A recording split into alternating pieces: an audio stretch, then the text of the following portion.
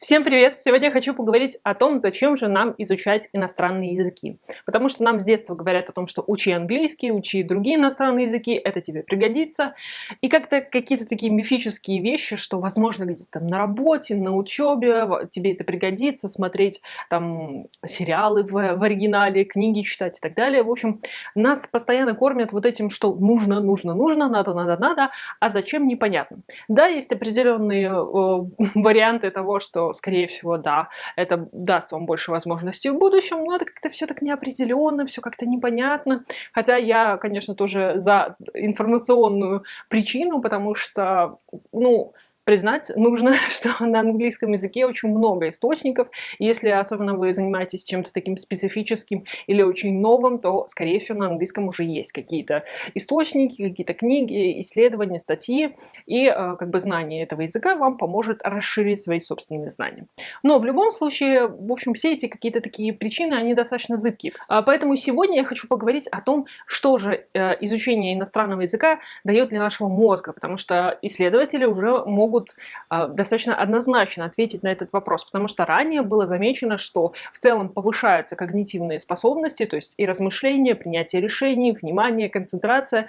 То есть ученые ранее замечали такой качественное отличие людей, которые знают один и более иностранного языка, от людей, которые не знают, кроме родного, никакого больше языка. В общем, когнитивные функции были гораздо выше, гораздо лучше, и как бы за счет того, что нельзя было еще полноценно заглянуть в мозг, делали предположение, что в целом изучение иностранного языка, оно прокачивает весь наш мозг. И это оказалось так. Потому что последние исследования нам четко показали, что изучение иностранного языка увеличивает количество серого вещества.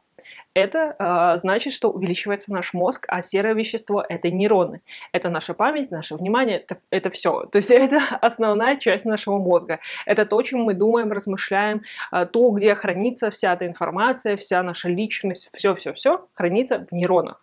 И изучение иностранного языка увеличивает количество нейронов, количество в целом серого вещества, а также улучшает связи в белом веществе и улучшает качество белого вещества. Белое вещество – это связующие аксоны между нейронами.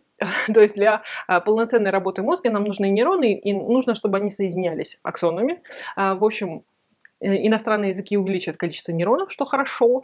И с возрастом, кстати, снижается количество нейронов, а иностранные языки поддерживают это количество.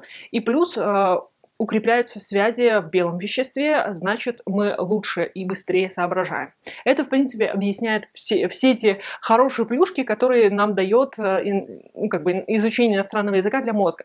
А что конкретно происходит в нашем мозге, когда мы изучаем иностранный язык или когда мы уже знаем? Первое, что заметили ученые уже достаточно давно, и есть много подтверждающих исследований, все, кстати, интересные исследования будут в инфобоксе, это то, что улучшается внимание и концентрация. И, в принципе, в целом все исполнительные функции нашего мозга улучшаются. Что это значит? Нам легче заставить себя что-то сделать и сконцентрироваться для этого. То есть нам легче что-то, вот мы задумали что-то, мы пошли и сделали. Нам легче игнорировать внешние какие-то раздражители, внутренние раздражители и так далее. То есть то, чего многие добиваются, концентрации внимания, чтобы вы сели и сделали, и не отвлекались ни на что, как раз-таки иностранный язык хорошенечко прокачивает. И ученые ранее предполагали, сейчас это подтвердили, это происходит за счет того, что расширяются области, которые нам помогают в изучении иностранного языка, они прокачиваются, и они в то же время отвечают и за внимание, ну, то есть как бы расширяют все эти функции. Плюс человек, который знает один и более языка иностранных, он всегда очень сосредоточен для того, чтобы сказать нужное слово, потому что когда вы изучаете много языков, у вас много словарей как бы в голове таких вот, ну, образных, и вам всегда нужно понимать, на каком языке вам сейчас нужно говорить и какое вам слово нужно выбрать. Это очень хорошая тренировка, это такой прям тренажер для внимания, для концентрации, что распространяется на все наши сферы, что очень даже приятно. Второй момент по поводу когнитивных функций.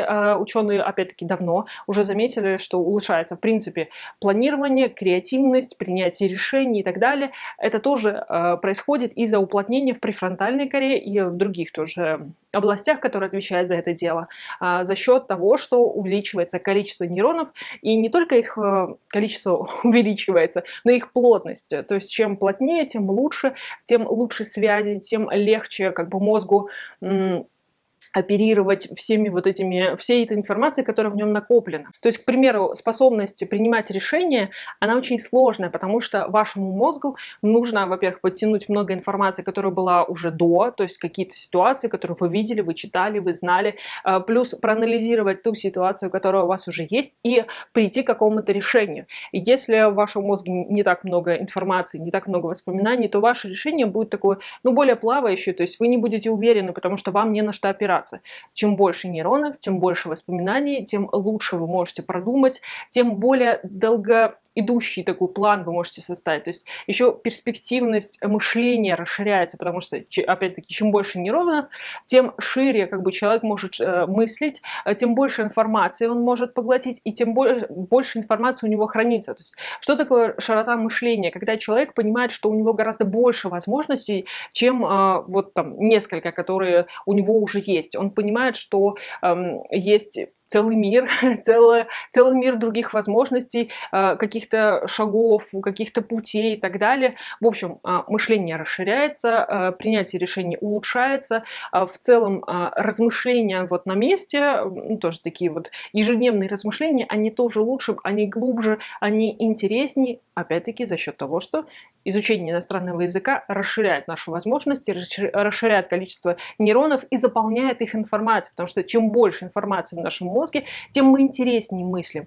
Плюс еще повышается за счет этого и креативность, потому что креативность – это создание из чего-то старого, чего-то нового и уникального. Никто не придумывает с нуля что-либо. Но такого не бывает. Что-то вы можете дополнить, что уже существует, или вот и совсем из чего-то старого что-то новое. Это и есть креативность. И для того, чтобы человек был максимально креативным, чтобы он был такой изобретательный, смекалистый и так далее, вот все эти эпитеты, ему нужно, чтобы в его голове было очень много разных вещей, которые смогут скомбинироваться, потому что чем меньше у него знаний, тем меньше комбинаций он может придумать. Да, он может какие-то уникальные вещи, но их очень мало он может придумать. Чем больше выбор кристалликов, тем интереснее мозаику он сложит. Ну и последнее, на что я хочу обратить внимание, это то, что уже точно доказано, что знание иностранного языка замедляет старение.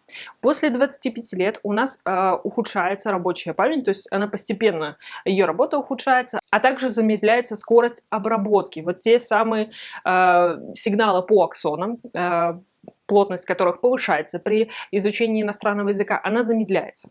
Но как раз-таки вот изучение иностранных языков, оно улучшает наши когнитивные способности и улучшает нашу рабочую память, и улучшает связи, улучшает скорость передачи информации и так далее. То есть идет такая когнитивная компенсация. То есть когда у мозга теряются какие-то небольшие функции, что-то вот отмирает, что-то проходит, еще это может быть связано с какой-то болезнью, с травмой, и за счет того, что мозг и так хорошо развит, он может скомпенсировать это действие, то есть переложить эти функции на другие области. Такое уже бывало, когда там у человека, человек, например, лишается какой-то конечности, и вся та область, которая отвечала за обработку информации из этой конечности, эта область занимается другими функциями, то есть мозг начинает использовать эту область, то есть она не отмирает в мозге, она просто перекочевывает в другую руку, в другой глаз, еще что-то, то есть просто как бы компенсирует мозг потерю. А также вот при травмах, да, когда отмирают какие-то функции, хотя там, например, вот конечность осталась, но эта часть мозга, которая отвечала за ее функционирование, по какой-то причине, там, например, во время инсульта уничтожается, то мозг может компенсировать. Да, это сложный процесс, это длительно, но он может. Чем больше нейронов, чем лучше соединение между нейронами, то есть чем лучше белое вещество, чем оно плотнее, чем плотнее серое вещество, наши нейроны, тем быстрее, лучше и качественнее происходит эта компенсация. Поэтому изучение иностранного языка оно замедляет нашу старость, как бы старение нашего мозга, неизбежное старение. Это происходит, как бы оттягивает все старческие изменения, которые происходят в нашем мозге, сохраняет нашу память, наше внимание очень долго в очень хорошем состоянии. То есть мы можем дойти до преклонного возраста в трезвом уме, в хорошей памяти, наши когнитивные способности будут достаточно хороши. Подводя итог, могу сказать, что изучать иностранный язык – это максимально полезное, что вы можете сделать для своего мозга. Не для себя в целом, а именно для своего мозга, для того, чтобы вы лучше соображали, ваш интеллект был выше, ваше внимание было лучше, ваша концентрация была лучше, чтобы ваша жизнь на протяжении всей вашей жизни, ваш мозг, ваши когнитивные способности, ваши умственные способности, они были хороши, они были на хорошем уровне. То есть вы можете обеспечить себе хорошую жизнь в трезвом уме, в здравой памяти до достаточно преклонных лет за счет того, что вы будете изучать иностранный язык. Все, мои хорошие, изучайте иностранные языки, подписывайтесь, ставьте лайк. До следующих видео. Пока-пока.